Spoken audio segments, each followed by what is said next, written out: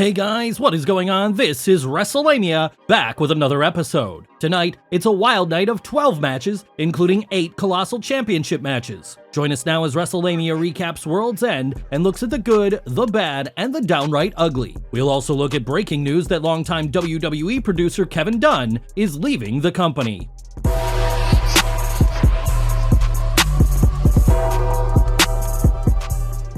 0-hour pre-show. Kris Statlander versus Willow Nightingale. The two friends start the show with a mid-match. Willow uses her power advantage to dominate early, but Statlander relies on mat wrestling to bounce back. An even match until Willow wears down Statlander enough to pin her after hitting a powerbomb. Your winner, Willow Nightingale. After the match, Willow helps Kris up and hugs her. A hype video airs for the return of Serena Deeb. 20-man Battle Royal for TNT Championship Match. The winner can get a title match at any time. The majority of the competitors start outside the ring by going after Lance Archer and Killswitch, hoping to neutralize them, but the two big men eventually recover. Things come down to Trent Beretta and Killswitch, but as the two battle on the mat apron, Killswitch lands the final blow, knocking Trent off and winning the Battle Royal. Your winner, Killswitch. FTW rules for the FTW Championship. Hook defends against Wheeler Yuta. Interesting blend of wrestling and brawling as both competitors step outside their comfort zones. The match ends after Hook grabs a hockey stick and clobbers Yuta with it before choking him out with red rum. Your winner, and still champion,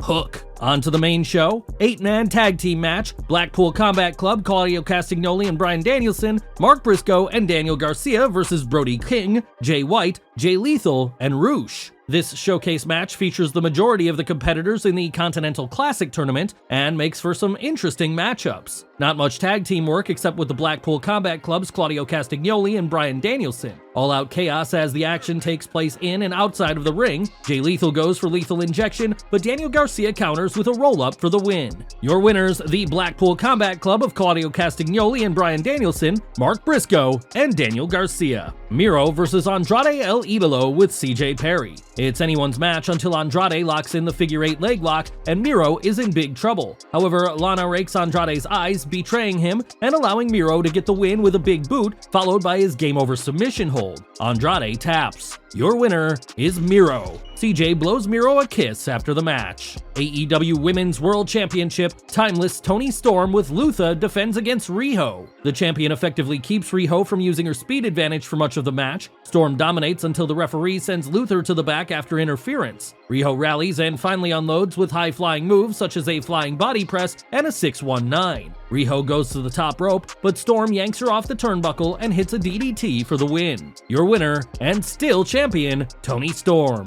Mariah May enters the ring to laud her idol, Timeless Toni Storm, with a bucket of rose petals. Swerve Strickland with Prince Nana versus Dustin Rhodes. Strickland lays out Rhodes before the match, jumping off the mat apron onto Dustin's leg while Prince Nana holds it on a cinder block. Rhodes refuses to quit and competes despite his bad leg. Rhodes' decades of experience show as he attacks Strickland while working around his injury. Nonetheless, Strickland is too much and hits the Swerve Stomp for the win. Your winner, Swerve Strickland. 8-man tag team match, Les Sex Gods, Chris Jericho and Sammy Guevara, Sting and Darby Allin versus Ricky Starks, Big Bill, and the Don Callis family of Konosuke Takeshita and Powerhouse Hobbs with Don Callis. It's all-out action as fans get to see veterans throwing down with future main eventers. One of the match's highlights is when Darby Allin and Konosuke Takeshita throw down. The match goes back and forth until Sammy Guevara hits the GTH on Ricky Starks, followed by a shooting star press for the pinfall win. Your winners, Les Sex Gods, Chris Jericho and Sammy Guevara, Sting, and Darby Allin. House Rules match for the TBS Championship.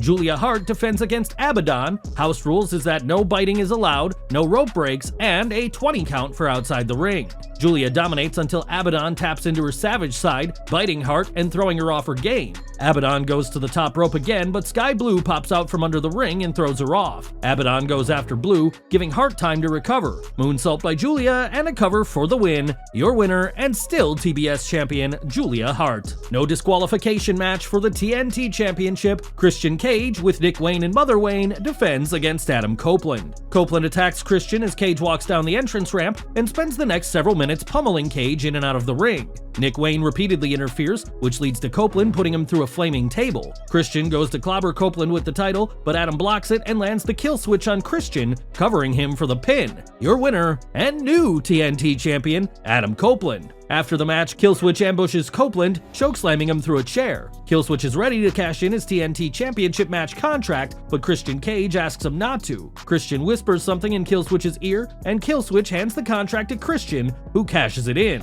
resulting in another TNT Championship match, Adam Copeland defending against Christian Cage. Christian waits for a woozy Adam Copeland to get to his feet and spears him, covering him to regain the TNT Championship. Your winner and new TNT Champion, Christian Cage. Continental Classic Championship Final for the Triple Crown Championship, Eddie Kingston versus Jon Moxley. These men have battled many times before, but they found a way to add a new spin to their match. A victory out of nowhere as Moxley trades chops with Kingston, only for Eddie to surprise him with a spinning elbow, covering Moxley for the victory. Your winner and inaugural Continental Champion and Triple Crown winner, Eddie Kingston. Jon Moxley hugs Eddie Kingston after the match. AEW World Championship, MJF defends against Samoa Joe. Adam Cole makes his way to the ring on crutches. Joe targets MJF's injured shoulder, with MJF using every trick in the book to regain momentum. However, when MJF asks Adam Cole for the Dynamite Diamond ring, Cole fumbles, giving Joe time to apply the Coquina Clutch, knocking MJF out and winning the title. Your winner and new AEW World Champion, Samoa Joe. After the match, the Devil's minions rush the ring and grab MJF and Cole. The group goes to clobber MJF and Cole with a chair. The lights go out, revealing Cole is the Devil. His henchmen unmask, revealing Wardlow, Roderick Strong, Matt Taven, and Mike Bennett. The Good. Excellent 8-man action. AEW had 2 excellent 8-man matches, starting with a bout featuring many of the competitors of the Continental Classic. The match worked surprisingly well despite it seeming like a random assortment of wrestlers. The second 8-man tag was more organized in that it involved the ongoing war between Chris Jericho and Sammy Guevara against the Don Callis family, with Sting and Darby Allin helping the babyfaces deal with the heels allies Big Bill and Ricky Starks. Watching Konosuke Takeshita and Darby Allin wrestle was reason enough for the match, but thankfully, there was plenty of other excitement. A gutsy performance. AEW found itself in a bad spot when Keith Lee was not medically cleared to compete against Swerve Strickland. While Dustin Rhodes might have seemed like a poor substitute, AEW enhanced the match, with Swerve looking to make a statement with Dustin and Rhodes refusing to be anyone's punching bag. Rhodes put on a great match, making the ultimate underdog play as he convinced the fans he was capable of besting Strickland, bad leg and all. A female freak show. Abaddon vs. Julia Hart was a macabre match that provided the best women's match of the night and effectively utilized both wrestlers' spooky qualities to enhance things. Both women have a lot of potential, and they also have gimmicks that can be used to hide their weaknesses in the ring. Christian comes through. Adam Copeland finally got some revenge on Christian Cage, but unfortunately, few, if any, wrestlers can match wits with Captain Charisma, who lost the TNT Championship to Copeland, yet walked out champion tonight. While it was predictable that Killswitch would cash in his TNT Championship contract, which he won at tonight's Battle Royal, it was classic Christian to take the contract from his flunky and use it for himself. A well-balanced show.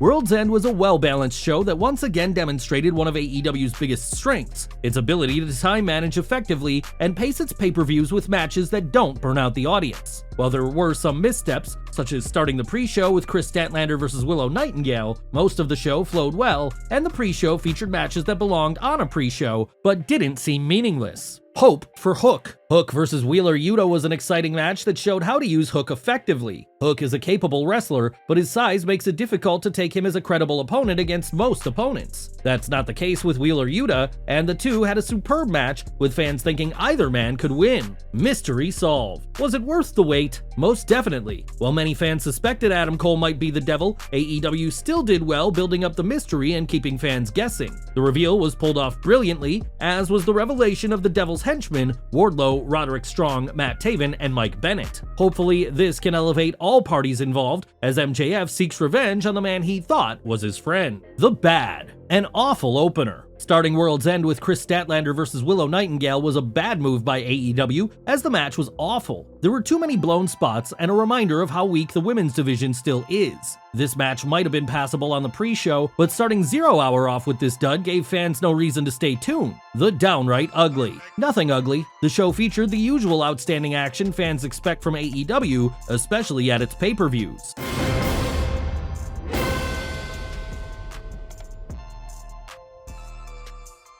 Kevin Dunn leaving the WWE. Breaking news is Kevin Dunn is leaving the WWE. That's the report coming from PW Insider concerning the longtime WWE producer. Dunn has been a fixture in WWE, and more than a few observers have seen him as Vince McMahon's right-hand man. PW Insider is exclusively reporting Dunn, who held the post of executive producer and chief global television distribution, informed WWE around Christmas week that he was exiting after more than 3 decades with the company. We are told a big factor in his decision to retire is changes made internally post-Endeavor acquisition, and as one source stated, that Dunn was never going to do anything that was dictated to him, as opposed to how he personally oversaw production in the past. We are told this was not an issue of creative, but 2 differing versions of how things should be run from a TV production perspective, as WWE's new owner seeks to cut costs. Dunn's exit isn't a complete shock because he has always been seen as a Vince McMahon loyalist, and TKO Holdings has made it clear that it is changing the WWE as it sees fit. The biggest example was Vince McMahon being replaced in creative with Triple H. However, the company has also made serious cuts to its executives. In Dunn's case, he apparently decided to leave.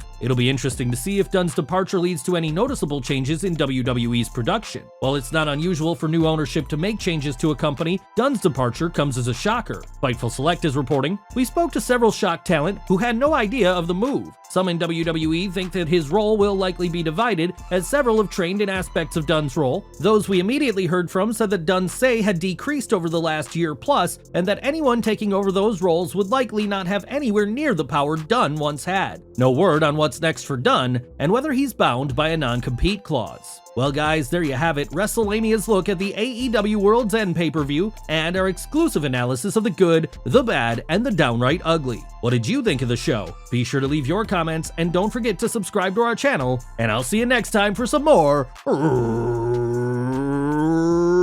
wrestling content.